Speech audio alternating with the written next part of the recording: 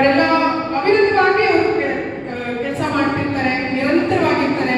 ನಾನು ಮೇಡಮ್ ಕೇಳೋದಂದ್ರೆ ಅವರಿಗೋಸ್ಕರ ಒಂದು ವಿಶ್ರಾಂತಿ ಕೊಠಡಿ ಮಾಡಿ, ಅವರಿಗೆ ಏನು ಹೆಲ್ತ್ ಇಶ್ಯೂಸ್ ಆಗ್ದಂಗೆ ನೋಡ್ಕೊಳ್ಳಿ, ಅವರಿಗೆ ಏನೇನೋ ಆರೋಗ್ಯಕ್ಕೆ ಬೇಕಾದಂತಹ ಗ್ಲೌಸಸ್ ಇರ್ಬೋದು, ಅವ್ರಿಗೆ ಬೂಟ್ಸ್ ಇರ್ಬೋದು, ಇನ್ನೊಂದು ಇರ್ಬೋದು, ಪೌರ ಕೆಲಸ ಮಾಡೋರಿಗೆ ಯಾವುದಕ್ಕೂ ಕೊರತೆ ಆಗದಂಗೆ ನೋಡ್ಕೊಳ್ಳಿ. ನಿಮಗೆ ಎಲ್ಲವೂ ಸಾಧ್ಯ.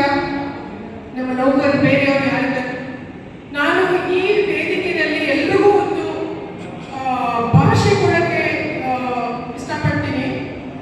ಏನು ನಮ್ಮ 25-30 ವರ್ಷಗಳಿಂದ ಸತತವಾಗಿ ನಮ್ಮ ಇಲಾಖೆಗೆ ನಿಮ್ಮ ಪವಿತ್ರ ಸೇವೆಯನ್ನು ಕೊಟ್ಟಿದ್ದೀರಾ.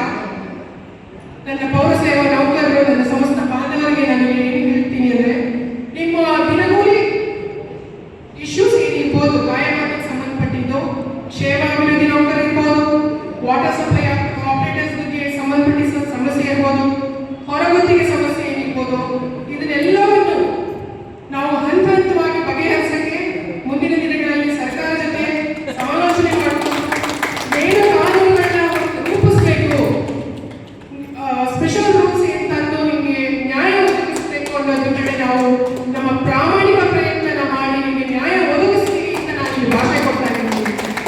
ಖಂಡಿತವಾಗಿ ನಿಮಗೆ ನ್ಯಾಯ ಕೊಡಿಸ್ತೀನಿ. ಎಷ್ಟು ಮಟ್ಟಿಗೆ ಸಕ್ಸಸ್ ಆಗ್ಬೋದು ಅಂತ ನಿಮಗೆ ಕ್ವಶನ್ ಇರ್ಬೋದು. ಖಂಡಿತವಾಗ್ಲೂ ನೀವೆಲ್ಲ ಸೇರಿ ಕೈ ಜೋಡಿಸಿದ್ರೆ, ನಮ್ಮ ಅಧಿಕಾರಿಗಳೆಲ್ಲ ಕೈ ಜೋಡಿಸಿದ್ರೆ ಸಕ್ಸಸ್ ಕಾಣ್ತೀವಿ ನಾವು. ಸರ್ಕಾರವೂ ಸ್ಪಂದಿಸ್ತಾ ಇದೆ, ಸರ್ಕಾರಕ್ಕೂ ಗೊತ್ತಿದೆ ನಿಮ್ಮ ನೋವುಗಳೇನು ಅಂತ. ಯಾಕಂದ್ರೆ ಇಡೀ ರಾಷ್ಟ್ರದಲ್ಲಿ ಒಂದು ಪವಿತ್ರ ಸೇವೆಯನ್ನ ಕೊಡ್ತಾ ಇದ್ದೀವಿ ಅಂದ್ರೆ ಅದು ನಾವು ಪೌರಾಡಳಿತ ಇಲಾಖೆ. ನಿಮಗೆ ಇಲ್ಲ ಅಂತ ಯಾರು ಹೇಳಲ್ಲ, ಬಟ್ ನಾವು ಹೋಗೋ ಮಾರ್ಗ ದಾರಿ ಸರಿಯಾಗಿರ್ಬೇಕು, ನಮ್ಮ ಅಪ್ರೋಚ್ ಸರಿಯಾಗಿರ್ಬೇಕು. ಇವತ್ತು ಹಲವಾರು ಸಂಘ ಸಂಸ್ಥೆಗಳು ಹುಟ್ಟುಕೊಂಡಿದೆ. ನಾನು ರೆಗ್ಯುಲರೈಸ್ ಮಾಡ್ತೀನಿ, ನೀನು ಇನ್ನೊಬ್ರು ಮಾಡ್ತೀನಿ, ಗ್ರಾಮ ಪಂಚಾಯತಿಯಿಂದ ಬಂದಿರೋವಾಗ ನಾನು ಮಾಡಿಸ್ಕೊಡ್ತೀನಿ, ಅದು ನೋ.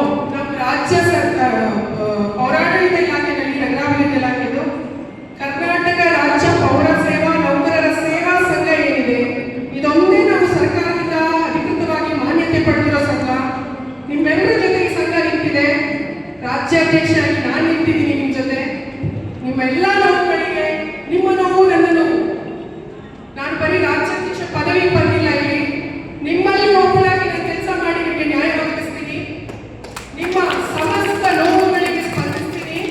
ನಿಮ್ಮ ಮಹಿಳಾ ಸಹಾಯವಾಣಿನ ಒಂದು ಓಪನ್ ಮಾಡ್ತಾ ಇದ್ದೀನಿ ಇವಾಗ ಸದ್ಯದಲ್ಲೇ.